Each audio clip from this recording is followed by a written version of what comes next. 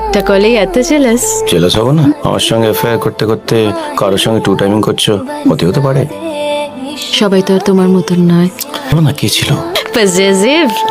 বলো না। আমার অফিসের কলিগ। ঠিক আছে, একটা কাজের কথা বলতে ভুলে গেছিলাম, তাই বলছিলাম। অফিসের কলিগ, কাজের কথা, ছুটির দিনে, পুজোর সময় তুমি কি তুমি আংটিটা পড়েছো কেন? হলো কেন?